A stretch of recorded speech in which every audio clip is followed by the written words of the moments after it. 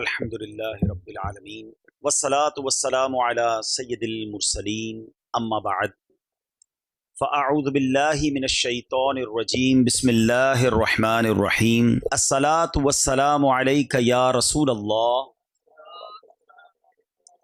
وعلی آلک واصحابک یا حبیب اللہ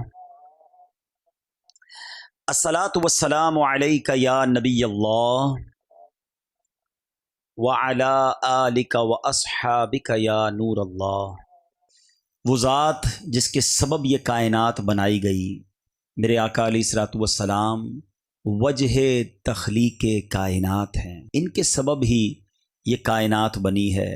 شاعر مشرق کیا خوب لکھتے ہیں، لوح بھی تو قلم بھی تو تیرا وجود الکتاب، لوح بھی تو قلم بھی تو تیرا وجود الکتاب، گنبدے آبگینہ رنگ تیرے محیط میں حجاب، عالم آب و خاک میں تیرے ظہور سے فروغ، ذرہ ریگ کو دیا تو نے طلوع آفتاب، شوکت سنجر و سلیم تیرے جلال کی نمو، فقر جنید و بایزید تیرا جمال بے نقاب، شوق تیرا اگر نہ ہو میری نماز کا امام، میرا قیام بھی حجاب میرا سجود بھی حجاب، تیری نگاہ ناز سے دونوں مراد پا گئے، عقل غیاب و جستجو عشق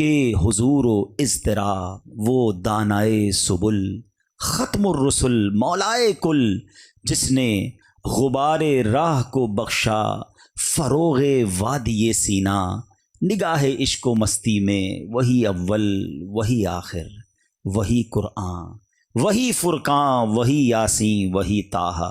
سبحان اللہ، جتنا ذکر خیر کیا جائے اتنا کم ہے۔ تو میرے میٹھے اسلامی بھائیوں، میں درود پاک کی فضیلت پر ایک حدیث پاک بیان کرنا چاہوں گا، اور بڑی خوبصورت حدیث ہے۔ مشکلات اور پریشانیاں چلتی ہیں، نبی پاک علیہ الصلوۃ والسلام کا فرمان ہے جس کا مضمون ہے کہ تم میں سے کوئی شخص اگر کسی مصیبت میں ہو یا پریشانی میں ہو، اس کو چاہیے کہ وہ مجھ پر کثرت سے درود پڑھے، کہ درود جو ہے وہ مصیبتوں اور پریشانیوں کو لے جاتا ہے، مصیبتوں اور پریشانیوں کو دور کر دیتا ہے۔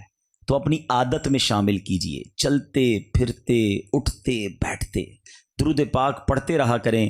انشاءاللہ آپ یقین کریں، آپ درود پاک جب ایبنڈنس کے ساتھ کثرت کے ساتھ پڑھیں گے نا، تو آپ اپنی آنکھوں سے دیکھیں گے کہ آپ کا ٹینشن ریلیز ہو رہا ہے، آپ کی پرابلم سالو ہو رہی ہیں۔ اگر میں بہت ساری حدیثوں کا مجموعہ کر کے اس سے اگر آپ کو ایکسٹریکٹ کر کے چند مدنی پھول پیش کروں، تو اس کا مطلب یہ بنتا ہے کہ اگر آپ بیمار ہیں تو درود پڑھیے، پریشان ہیں تو درود پڑھیے، قرضے میں ہیں درود پڑھیے، روزگار کی پرابلم میں ہیں درود پڑھیے، کسی ٹینشن میں ہیں درود پڑھیے، آپ کسی پریشانی میں ہیں، اپنے آپ کو برڈن میں فیل کر رہے ہیں درود پڑھیے، موت کے وقت نبی پاک کا دیدار چاہیے درود پڑھیے، نزا کی سختیوں سے بچنا چاہتے ہیں درود پڑھیے، آپ قبر کے اندر روشنی چاہتے ہیں، نور چاہتے ہیں درود پڑھیے، محشر کے دن پل صراط پر ثابت قدمی چاہتے ہیں درود پڑھیے، نبی پاک کی شفاعت چاہتے ہیں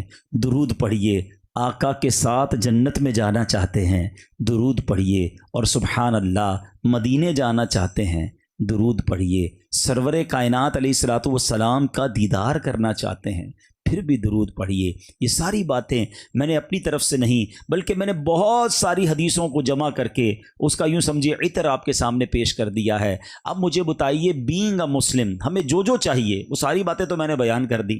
روزگار میں برکت چاہیے، فیملی میں برکت چاہیے، بیماری سے بچنا چاہتے ہیں، دنیا میں ذلت و رسوائی سے بچنا چاہتے ہیں، آخرت کی خیر چاہتے ہیں، یعنی جو کچھ آپ چاہتے ہیں احادیث میں ایک ایک کر کے وہ سارے انعام بیان کیے میرے آقا علیہ الصلوۃ والسلام نے درود پاک کے فضائل میں، پھر بھی ہم نہ پڑھیں۔ اور افسوس یہ ہوتا ہے اتنے فضائل مگر پھر بھی بہت بڑی تعداد وہ ہے کہ بتائیے آج کے دن میں صبح سے لے کر شام تک کتنی بار آپ نے درود پڑھا؟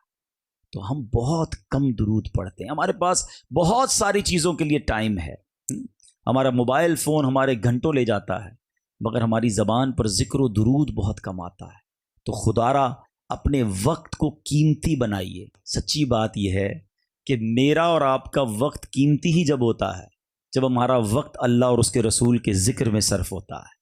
ایکچولی ہم اپنے وقت کو قیمتی اب بنا رہے ہیں. یہ وقت گزر رہا ہے نا، یہی قیمتی وقت ہے. اللہ ایسا وقت ہمیں بار بار نصیب فرمائے اور ہم اپنے شب و روز میں درود پاک کو شامل کریں. ایک بار محبت کے ساتھ بآواز بلند درود پاک پڑھ لیں. صلو علی الحبیب صلی اللہ تعالی علی محمد صلی اللہ علیہ وسلم. اب انشاءاللہ آج نبی پاک علیہ الصلوۃ والسلام کی نعت خوانی. بعض اوقات یہ سوال ہو سکتا ہے کسی کے ذہن میں ہو کہ یہ نعت خوانی کا سلسلہ کہاں سے شروع ہوا. نبی پاک علیہ الصلوۃ والسلام کی ثنا خوانی جو ہے، اللہ اکبر، وہ تو میں آپ کو بعد میں بتاؤں گا کہ نعت خوانی کہاں سے شروع ہوئی. پہلے تو بات کرتے ہیں قرآن مجید فرقان حمید کی. وہ پنجابی کا ایک شعر ہے، وہ بڑا پیارا شعر ہے. نعت خواں لکھتے ہیں: دساں کی میں مصطفیٰ دی کیڈی سونی شان ہے، آپ دی تعریف وچ سارا ہی قرآن ہے، آپ دی تعریف وچ سارا ہی قرآن ہے، پڑھ کے تو ویکھ جیڑا مرضی سپارا، قسم خدا دی مینوں سب نالوں پیارا. تو یہ کیسے شعر لکھا ان شاعر صاحب نے کہ پڑھ کے تو ویکھ جیڑا مرضی سپارا. جناب اللہ تبارک و تعالیٰ نے اپنے حبیب کو کن کن الفاظ سے قرآن میں پکارا، قرآن کس طرح نعت رسول بیان کرتا ہے. میں چند مثالیں پیش کر کے پھر انشاءاللہ گفتگو کو آگے بڑھاتا ہوں. اللہ تبارک و تعالیٰ قرآن مجید میں ارشاد فرماتا ہے، نبی پاک کی گفتگو کی، مبارک گفتگو کی قسم یاد فرماتا ہے. اللہ فرماتا ہے وَقِيلِهِ يَا رَبِّ إِنَّ هَؤُلَاءِ قَوْمٌ لَا يُؤْمِنُونَ. ترجمہ، مجھے رسول کے اس کہنے کی قسم جو رسول پاک کا قول تھا، اللہ اس قول کی قسم ارشاد فرما رہا ہے. مجھے رسول کے اس کہنے کی قسم کہ اے میرے رب یہ لوگ ایمان نہیں لاتے. اللہ پاک نے اپنے محبوب پاک علیہ الصلوۃ والسلام کی عمر مبارک کی بھی قسم کھائی. اللہ نے قرآن میں فرمایا لعمرک انہم لفی سکرتہم یعمہون. ترجمہ، اے محبوب تمہاری جان کی قسم، بے شک وہ اپنے نشے میں بھٹک رہے ہیں. اللہ نبی پاک کی قول کی بھی قسم ارشاد فرما رہا ہے. اللہ نبی پاک کی عمر مبارک کی بھی قسم ارشاد فرما رہا ہے. اللہ کریم قرآن میں ایک جگہ نبی پاک کے شہر کی، نبی پاک کی راہ گزر کی قسم کیسے ارشاد فرماتا ہے. اللہ فرماتا ہے لا اقسم بہذا البلد، یعنی مجھے اس شہر کی قسم، وانت حل بہذا البلد، نبی پاک جس شہر میں رہتے ہیں اللہ اس شہر کی قسم ارشاد فرما رہا. ایک اور جگہ اللہ فرماتا ہے، ترجمہ، اس زمانہ محبوب کی قسم، نبی پاک کے زمانے کی قسم. اب ان چاروں آیتوں کو ذرا ذہن میں رکھیے گا اور بریلی کے تاجدار امام اہل سنت کا شعر سنیے. آپ کو اندازہ ہوگا کہ اللہ تبارک و تعالیٰ نے قرآن مجید میں کیسے نبی پاک کی نعت بیان فرمائی. سیدی اعلیٰ حضرت لکھتے ہیں وہ خدا نے ہے مرتبہ تجھ کو دیا، نہ کسی کو ملے نہ کسی کو ملا، کہ کلام مجید نے کھائی شہا، تیرے شہر و کلام و بقا کی قسم. تیرا مسند ناز ہے عرش بری، تیرا محرم راز ہے روح امی، تو ہی سرور ہر دو جہاں ہے شہا، تیرا مثل نہیں ہے خدا کی قسم. اللہ اکبر. میں آج ساری رات آپ کو قرآن پاک کی آیتیں ہی سناتا رہوں اور بتاتا چلوں کہ کہاں کہاں رب عز و جل نے نبی پاک کے ذکر کو کس طرح بلند فرمایا. مگر ایک چھوٹا سا جائزہ پیش کر کے میں اپنے موضوع کی طرف آؤں گا، اور یہاں میں آج پورا بیان انشاءاللہ کوشش کروں گا کہ صرف قرآن ہی کی بات کریں. دراصل قرآن سے ہمیں کیوں محبت نہ ہو؟ قرآن مجید ایک تو اللہ کی کتاب ہے. باقی عاشقان رسول سے میں ایک بات کرنا چاہوں گا. ہم نبی پاک کے بہت سارے معجزات کا ذکر سنتے ہیں، اور یقیناً جو عاشقان رسول ہیں جب بھی نبی پاک کے معجزات کی بات کرتے ہیں ایمان تازہ ہی ہوتا ہے، دل خوش ہو جاتا ہے کہ سبحان اللہ، اللہ نے ہمارے آقا علیہ الصلوۃ والسلام کو کیسا مرتبہ عطا فرمایا، اور صحابہ کرام کی قسمت پر رشک بھی آتا ہے کہ انہوں نے اپنی آنکھوں سے چاند کے 2 ٹکڑے ہوتے دیکھے، اپنی آنکھوں سے سورج کو پلٹتے دیکھا، آقا علیہ الصلوۃ والسلام کی دعا پر بارش برستے بھی دیکھی، دعا فرمانے پر بارش رکتے بھی دیکھی، حضرت ابو قتادہ کی نکلی ہوئی آنکھ واپس لگ کر روشن ہوتے بھی دیکھی، اور لکڑی نبی پاک کسی صحابی کو پکڑائیں تو اسے تلوار بنتے بھی دیکھی۔ ایسے معجزات ہیں کہ بیان کرتے چلے جائیں، 5 انگلیوں سے 5 چشمے جاری ہوتے بھی صحابہ نے دیکھے، مگر ہم تو نہیں دیکھ سکے۔ ہم سن رہے ہیں اور انجوائے کرتے ہیں، ایمان تازہ کرتے ہیں، مگر آپ جانتے ہیں ایک معجزہ جس کو سب سے بڑا معجزہ کہا جاتا ہے، نبی پاک کے سارے معجزات میں سب سے بڑا معجزہ کون سا ہے؟ اعظم المعجزات جسے کہا جاتا ہے، the biggest miracle of رسول اللہ صلی اللہ تعالیٰ علیہ وسلم، وہ ہے قرآن مجید فرقان حمید۔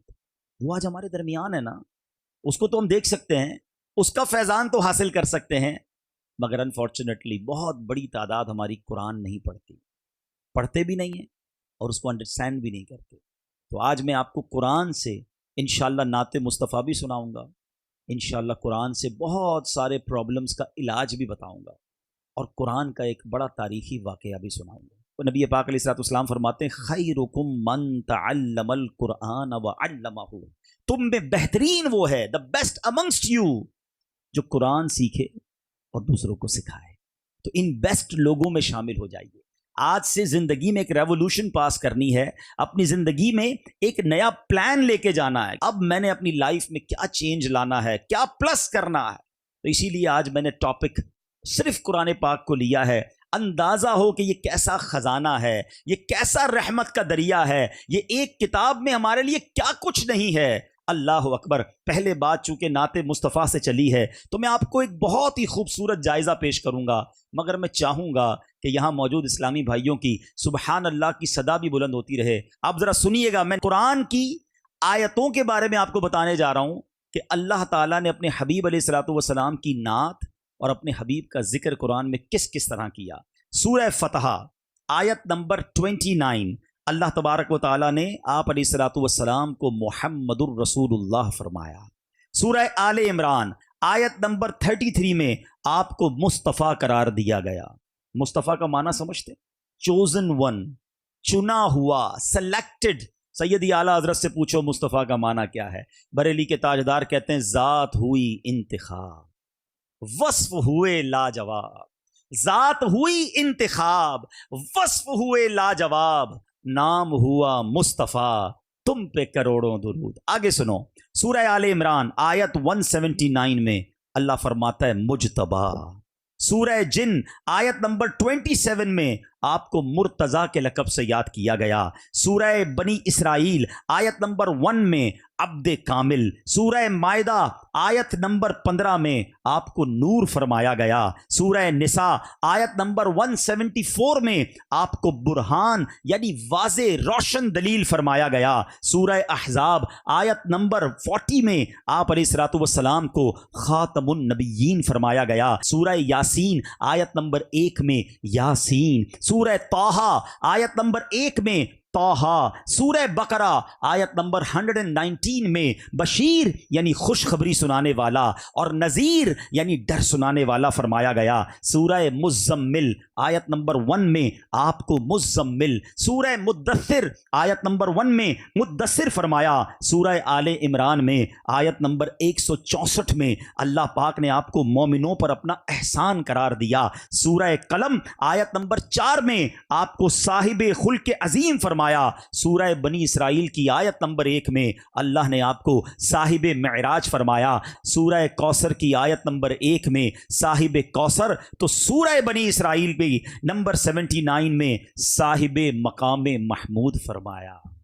اللہ اکبر۔ جبھی تو سیدی اعلیٰ حضرت کہتے ہیں اللہ کی سرتاب قدم شان ہے یہ، انسان نہیں انسان، وہ انسان ہے یہ۔ قرآن تو ایمان بتاتا ہے انہیں، اور ایمان یہ کہتا ہے میری جان ہے یہ۔ تو سبحان اللہ، قرآن سے ہمیں پتہ چلتا ہے کہ نبی پاک کی شان اللہ تبارک و تعالیٰ نے کس پیارے انداز میں بیان فرمائی۔ نعت خوانی کی ابتدا، سبحان اللہ، بہت پیارے صحابی رسول ہیں، اور بھی بہت سارے صحابی، حضرت عبداللہ بن رواحہ بھی نبی پاک کی نعتیں پڑھا کرتے، مگر جو شاعر رسول نعت گو سرکار علیہ الصلوۃ والسلام کے دربار کے بہت مشہور ہوئے، حضرت حسان بن ثابت رضی اللہ تعالیٰ عنہ۔ تو اے نعت پڑھنے والوں تمہیں مبارک ہو، نعت پڑھنا تو صحابہ کی سنت ہے، اور نعت سننے والوں تمہیں بھی مبارک ہو کہ نعت سننا خود نبی پاک علیہ الصلوۃ والسلام کی سنت ہے۔ آقا علیہ الصلوۃ والسلام کی بارگاہ میں جو وہ شعر سناتے، اللہ اکبر، مگر جس شعر کی طرف میں توجہ دلانا چاہتا ہوں، شاید بہت سارے مسکنسیپشنز، بہت ساری غلط فہمیاں دور ہو جائیں، اگر یہ شعر یاد بھی ہو جائے، اس کا معنی بھی سمجھ آ جائے، توجہ سے سنیے گا تو کوئی وسوسہ دماغ میں نہ آئے، اس لیے میں نے سوچا کہ یہ اور کلیریفائی کر دوں۔ قرآن کی روشنی میں بھی آپ نے سن لیا، اب میں حدیث کی روشنی میں وہ شعر سناتا ہوں جو حدیث کی تمام بڑی کتابوں میں موجود ہے۔ وہ لکھتے ہیں وَأَحْسَنُ مِنْكَ لَمْ تَرَكَتْ عَيْنٌ وَأَجْمَلُ مِنْكَ لَمْ تَلِدِ النِّسَاءُ خُلِقْتَ مُبَرَّأً مِنْ كُلِّ عَيْبٍ كَأَنَّكَ قَدْ خُلِقْتَ كَمَا تَشَاءُ۔ اب ذرا اس شعر کو سمجھیے گا۔ حضرت حسان بن ثابت کہتے ہیں وَأَحْسَنُ مِنْكَ لَمْ تَرَكَتْ عَيْنِ، حضور آپ جیسا حسین میری آنکھوں نے دیکھا ہی نہیں ہے۔ وَأَجْمَلُ مِنْكَ لَمْ تَلِدِ النِّسَاءُ، حضور آپ جیسا حسین و جمیل کسی ماں نے جنا ہی نہیں ہے۔ خلقت مبرأ من کل عیب، یا رسول اللہ، اللہ تعالیٰ نے آپ کو سارے عیبوں سے پاک بنایا ہے۔ کأنک قد خلقت کما تشاء، حضور آپ کو رب نے ایسا بنایا ہے جیسا آپ چاہتے تھے۔ صحابی رسول کی نعت ہے یہ، there is no objection on the نعت of صحابی رسول۔ اب میں ان چاروں اشعار کے سامنے آج کی نعت خوانی کے کچھ اشعار رکھ دیتا ہوں تاکہ آپ کو کلیریفائی ہو جائے۔ آپ لکھتے ہیں وَأَحْسَنُ مِنْكَ لَمْ تَرَكَتْ عَيْنِي وَأَجْمَلُ مِنْكَ لَمْ تَلِدِ النِّسَاءُ، حضور آپ جیسا حسین و جمیل کسی ماں نے جنا ہی نہیں۔ تو اگر آج ہم جھوم جھوم کر پڑھیں کہ جیسے میرے سرکار ہیں، کہو نا ایسا نہیں کوئی، یہ تو صحابی رسول کی نعت کا ترجمہ ہوا۔ اگر صحابی رسول لکھتے ہیں خلقت مبرأ من کل عیب، حضور اللہ نے آپ کو سارے عیبوں سے پاک پیدا فرمایا، تو اگر بریلی کے تاجدار لکھیں وہ کمال حسن حضور ہے کہ گمان نقص جہاں نہیں، یہی پھول خار سے دور ہے، یہی شمع ہے کہ دھواں نہیں۔ ارے یہ تو حضرت حسان بن ثابت کا ترجمہ معلوم ہوتا ہے۔ اور اب سنو، کہتے ہیں کأنک قد خلقت کما تشاء، حضور اللہ نے آپ کو ایسا بنایا جیسا آپ چاہتے تھے۔ تو اگر میرے اعلیٰ حضرت لکھ دیں کہ خدا کی رضا چاہتے ہیں دو عالم، خدا چاہتا ہے رضائے محمد صلی اللہ تعالیٰ علیہ وسلم، تو یہ وہی عقیدہ ہے، یہ وہی خیال ہے جو صحابہ کرام کے زمانے سے جاری ہے، اور آج بھی مسلمانوں میں ایسا ہی ہے۔ اللہ پاک ہمیں مرتے دم تک نبی پاک کے گیت گانے والوں میں شامل رکھے، سرکار کے چرچے کو بلند کرنے والوں میں ہمیں شامل رکھے۔ کیا خوبصورت التجا مفتی اعظم ہند مصطفیٰ رضا خان صاحب نوری لکھتے ہیں، دمے واپسی تک تیرے گیت گاؤں، دمے واپسی تک تیرے گیت گاؤں، محمد ممجد پکارا کروں میں، خدا خیر سے لائے وہ دن بھی نوری، مدینے کی گلیاں بہارا کروں میں۔ کیا خوبصورت التجا کرتے ہیں کہ میرا دین و ایمان فرشتے جو پوچھیں، قبر میں پوچھیں گے نا فرشتے، سرکار کا عاشق نبی پاک کا دیدار بھی تو کرے گا نا۔ یہ عشق والی بات ہے کہ میرا دین و ایمان فرشتے جو پوچھیں آقا تمہاری ہی جانب اشارہ کروں میں۔ سبحان اللہ۔ تو یہ چند باتیں میں نے نعت خوانی کے حوالے سے اور قرآن سے شان مصطفیٰ صلی اللہ تعالیٰ علیہ وسلم کے بارے میں عرض کی۔ اب میں اپنے بیان کے دوسرے پارٹ کی طرف آتا ہوں۔ آج میں آپ کو قرآن پاک کا ایک بڑا ہسٹوریکل واقعہ، کچھ واقعات وہ ہیں جو ہو چکے، مگر کچھ واقعات وہ ہیں جو ہونے ہیں۔ قرب قیامت سے پہلے کچھ قیامت کی نشانیاں آنی ہیں، جن کو signs of day of judgment بھی کہا جاتا ہے۔ کچھ لوگ اس حوالے سے بھی کنفیوز رہتے ہیں یا کنفیوز کرنے والے کرتے ہیں کہ نبی پاک علیہ الصلوۃ والسلام کو علم غیب تھا یا نہیں۔ ہم سب عاشقان رسول کا ماننا یہ ہے کہ اللہ کے بتائے سے، اس بات کو یاد رکھیے گا، کوئی کنفیوژن نہیں ہے۔ اللہ تعالیٰ نے جتنا اپنے حبیب کو علم دیا، اللہ نے دیا نا، تو اللہ کے بتائے سے نبی پاک علیہ الصلوۃ والسلام کے پاس علم غیب تھا اور ہے۔ اچھا، اب اس کی بہت آسان مثال، بہت سارے کلیریفائی ہو جائیں گے کہ قیامت کی نشانیاں کیا ہیں۔ یہ تو ہوا نہیں ہے نا، تو سب ہوگا۔ قیامت سے پہلے کی نشانیاں کیا قرآن میں ہیں یا حدیث میں ہیں؟ نبی پاک علیہ الصلوۃ والسلام نے ساری